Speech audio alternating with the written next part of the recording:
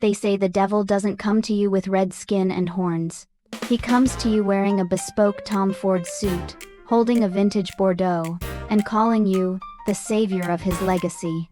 If you're lucky, he might even throw in a limited edition Mont Blanc pen just so your hand doesn't get tired while you're signing your own death warrant. Marcus Thorne spent 3 weeks treating me like a queen.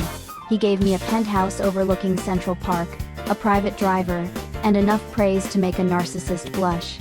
He called me Alara, the Oracle of Finance, but in my head, I was just the forensic accountant calculating exactly how much gravity it would take to bring his house of cards down, because Marcus didn't want an auditor.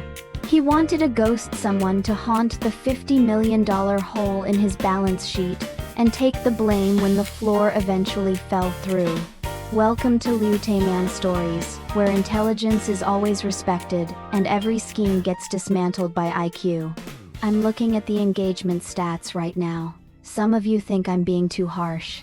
You're typing, maybe he actually liked her, or she should have taken the money. To those people I say, stay tuned. You're about to learn the difference between a gift and a bribe. In Marcus's world, everything has a price tag, especially loyalty. But he made one fatal error in his calculations. He estimated my price in dollars. He should have estimated it in justice. Today, we aren't just talking about corporate fraud. We're talking about the art of the reverse trap, how I took his expensive gifts, his staged kindness, and his over-the-top flattery, and turned them into the very bars of the cage he's currently sitting in. Let's wind the clock back to the first day. The day Marcus Thorne decided to play a game of chess against a woman who had already memorized every move he was ever going to make. Marcus Thorne didn't just hire me, he auditioned for the role of the perfect boss. On my first day, a black Cadillac Escalade was waiting outside my apartment. Not for a meeting, but just to take me to a fitting. Marcus believed that if I was going to look at his books, I had to look like I belonged in the room where those books were written. He spent $12,000 on 3 suits before I even opened my laptop. He called it an investment in excellence. I called it Exhibit A. When I finally walked into his office, a glass fortress on the 88th floor, he didn't shake my hand. He hugged me. He smelled of sandalwood and expensive lies. Lara, he said, his voice as smooth as aged scotch. The board is full of vultures. They don't see the vision, they only see the red ink. I need your genius to show them the truth. The truth. That's a funny word in the mouth of a man who owns 3 offshore shell companies. But for the first 2 weeks, Marcus was a dream. He gave me a corner office, a personal assistant who knew exactly how I liked my tea, and a level of autonomy that would make a CEO jealous. Every evening he'd stop by. He'd lean against my desk, eyes full of feigned admiration, and say, "I don't know how you find these patterns, Alara. You're not just an auditor, you're an artist."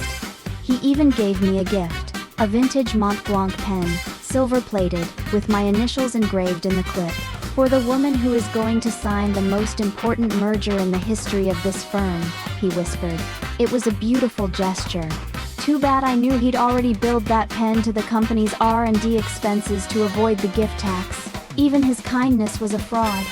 Then came the Tuesday of the 3rd week. The honeymoon didn't just end. It crashed into a wall at 100 miles per hour. I had finished the preliminary audit. I walked into his office with a 15-page document that detailed a $50 million discrepancy, money funneled through a fake logistics firm in the Caymans. Money that Marcus used to fund his lavish lifestyle while the company's pension fund bled dry. I laid it on his mahogany desk. I expected a discussion. I expected a defense. What I got was a glimpse into the abyss. Marcus didn't even look at the paper. He looked at me. The gentleman was gone. His eyes turned into 2 pieces of cold flint. He didn't use my name anymore. He used a tone people usually reserve for a stray dog they found in the rain. "Listen to me, you little clerk," he hissed.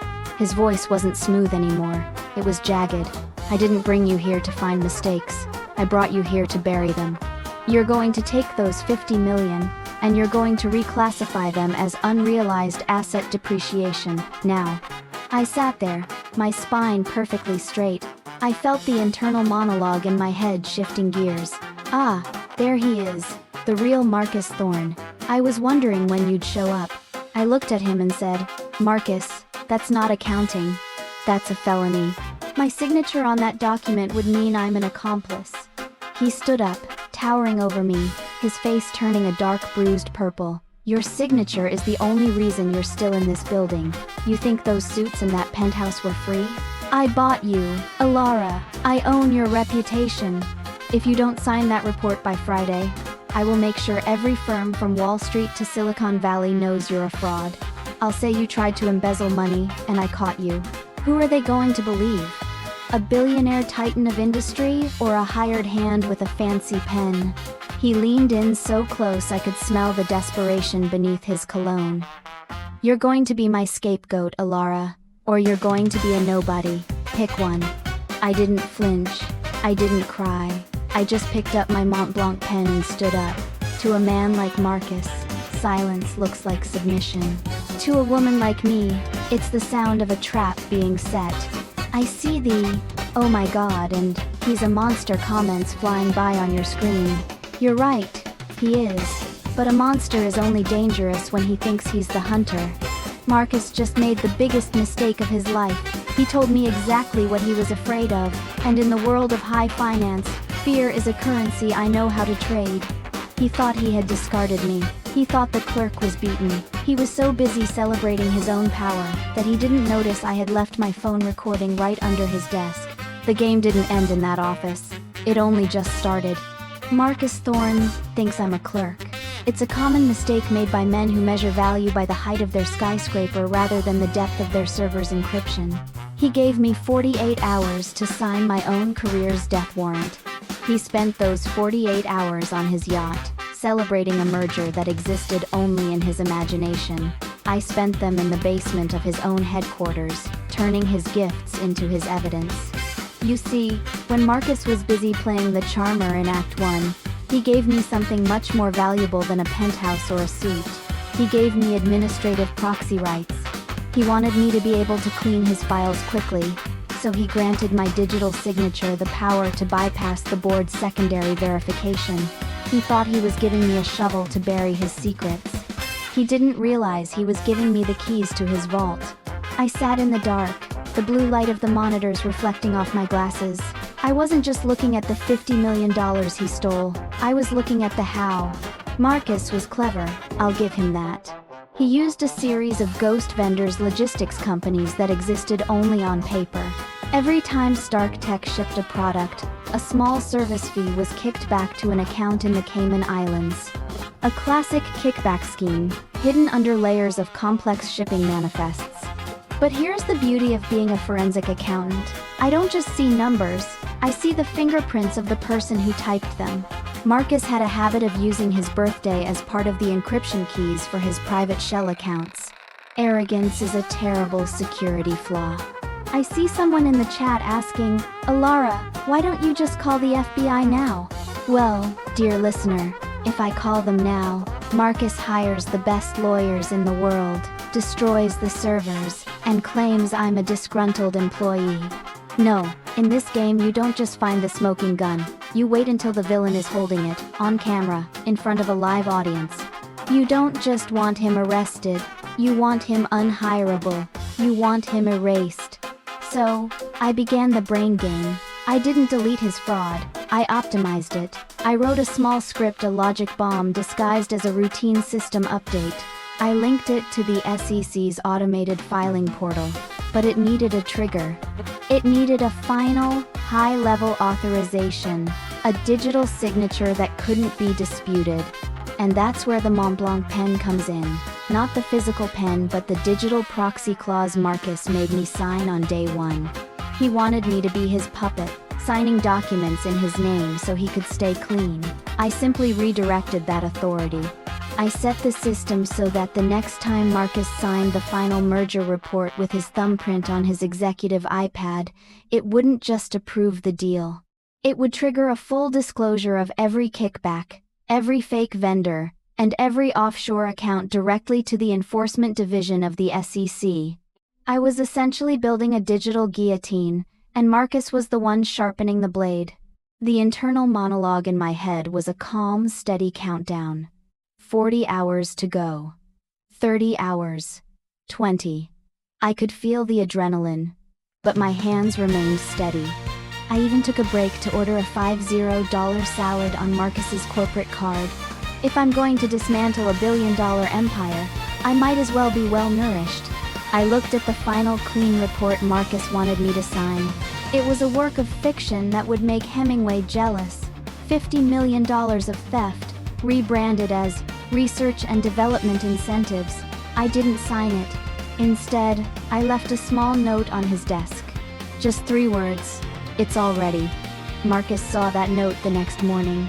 He called me, his voice back to that oily, charming tone. I knew you were a smart girl, Alara. I'll see you at the plaza tonight. Wear the navy suit. We're making history. He was right about one thing. We were definitely making history. But history usually remembers the names of the people who survived the crash, not the ones who caused it. I see the comments now. Elara, you're a savage. Is this even legal? Let me tell you something about the law. The law is a set of rules, but justice? Justice is a set of results. And tonight, at the Plaza Hotel, under the crystal chandeliers, and in front of the world's media, Marcus Thorne is going to find out that my IQ isn't a tool he can rent. It's the storm that's about to sink his ship. I took a long bath, did my makeup with surgical precision, and put on the navy suit he bought me. It fit perfectly, like a second skin, or a shroud. I looked at myself in the mirror and whispered, "Time to collect, Marcus." The grand ballroom at the Plaza Hotel. It's the kind of place where people come to feel important, surrounded by gold leaf and crystal. Marcus Thorne was in his element. He was glowing, holding a glass of crystal, backslapping senators and tech moguls.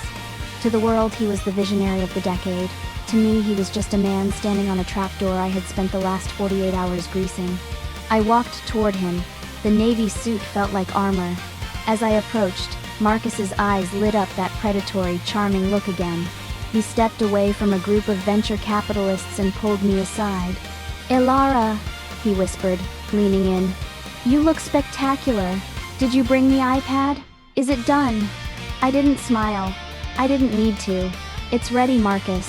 The final report is loaded. It just needs the executive authorization to finalize the merger and send the filing to the SEC. He let out a breath of pure relief. "I knew you were a smart girl. After tonight, your life changes. I might even double that bonus I promised." He thought he was rewarding a faithful dog. He didn't notice that I wasn't looking at him. I was looking at the giant LED screens behind the stage, which were currently displaying the StarkTech logo. I handed him the iPad. "Everything is queued up. You just need to provide your biometric signature here." I pointed to the glowing box on the screen. "Once you touch this, there's no going back.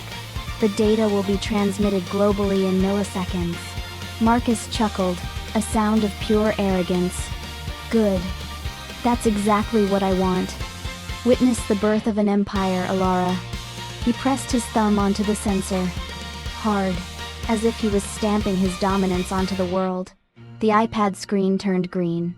"Transmission complete," it read. Marcus beamed. He walked up to the podium, tapping the microphone to get everyone's attention. "Ladies and gentlemen," he announced, his voice booming with fake humility. "Tonight, we don't just merge 2 companies, we redefine the future. The final filings have just been sent. We are officially..." Marcus stopped mid-sentence. He looked confused. In the front row, the CEO of the merging company pulled out his phone, his face turning ashen. Then, behind Marcus, the giant LED screen flickered. It didn't show the vision of the future presentation. It showed a spreadsheet, a very specific, very red spreadsheet. "What is this?" Marcus barked, spinning around. "Who changed the slides?" "I didn't change the slides, Marcus," I said, my voice projected clearly through the lapel mic I had accidentally left on. "I just synchronized the SEC filing with the ballroom display. Transparency is key in business, isn't it?" The screen began to scroll. $50 million. Kickbacks. Cayman accounts. Names of shell companies. And right at the bottom, in big bold digital ink, authorized by Marcus Thorne, biometric signature verified. Marcus turned to me. His face no longer purple, it was gray. He looked like a ghost. He lunged at me, his hand raised as if to grab the iPad. His mask of the charming gentleman shattered into a million jagged pieces. You traitorous little. I'll kill you. I'll ruin you. I didn't move an inch. I just watched him. You can't ruin me, Marcus. I'm just the auditor. You're the one who signed it. You're the one who told the SEC, under penalty of perjury, that these fake companies were yours. I just provided the pen. The doors at the back of the ballroom burst open. 6 men in windbreakers with FBI and SEC in bold yellow letters moved through the crowd like a knife through butter. Marcus tried to run toward the service exit, but he tripped over his own ego. He fell onto a table of hors d'oeuvres, shattering the ice sculpture of his own company logo. I stood over him as they pulled his arms behind his back. The handcuffs clicked a beautiful, metallic sound that was much more satisfying than the clink of his expensive champagne. Marcus looked up at me, his hair disheveled, his eyes wild with hate. "How?" he whimpered. "Why?" I leaned down, whispering just loud enough for the recording to catch it. "Because, Marcus, you forgot the most basic rule of accounting. You can hide a debt, you can hide a bribe. But you can never hide a lack of intelligence from someone who actually has it." I see the LMAO and rected comments in the feed. You're right. It was a total demolition. Marcus Thorne didn't just lose his company tonight, he lost his freedom. And the best part? He's the one who gave me the permission to do it. The news cycle moved fast. By the next morning, Marcus Thorne wasn't the visionary anymore. He was the $50 million fraud. The headlines showed him being led out of the plaza in handcuffs, his expensive suit wrinkled, his face a mask of ruined pride. The merger was cancelled, the stock price plummeted, and the board of directors scrambled to distance themselves from the radioactive remains of his career. Marcus is currently awaiting trial in a federal holding cell. His lawyers are trying to argue that I manipulated the data. But the law is very clear on one thing. A biometric signature is the ultimate proof of intent. Marcus didn't just commit the crime, he verified it. He's looking at 12 to 15 years in a facility that definitely won't offer room service or silk sheets. As for me, I'm currently sitting on a balcony in Amalfi, Italy. The air smells of lemons instead of cigar smoke and desperation. Under the SEC whistleblower program, I was awarded 15% of the recovered funds. That's $7.5 million, tax-free. It turns out, doing the right thing can be very profitable if you know how to audit the right thing. I left the Mont Blanc pen on Marcus's desk before I left New York. I didn't need it anymore. It was a gift given in bad faith, and I don't like carrying heavy things.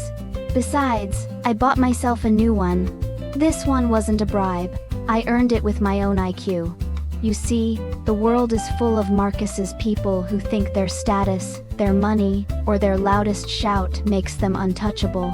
They think people like us are just tools to be used and discarded. They forget that tools have two purposes. They can build a throne, or they can dismantle it, bolt by bolt. The lesson today is simple. Never let someone's kindness blind you to their character. Intelligence isn't just about solving equations or balancing books. It's about seeing the person behind the desk for who they really are. And once you see the truth, you don't need to fight. You just need to let them sign their own confession. I see the final comments coming in. Elora for president and I need her brain. You don't need my brain. You just need to trust your own logic more than their charm. Intelligence is a high-status weapon. Use it wisely. Thanks for listening to Liu Te Man Stories.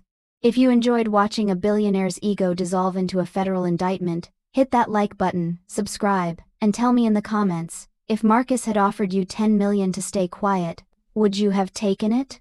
Or would you have done what I did? I'm Alara Vance. And remember, numbers don't lie, people do.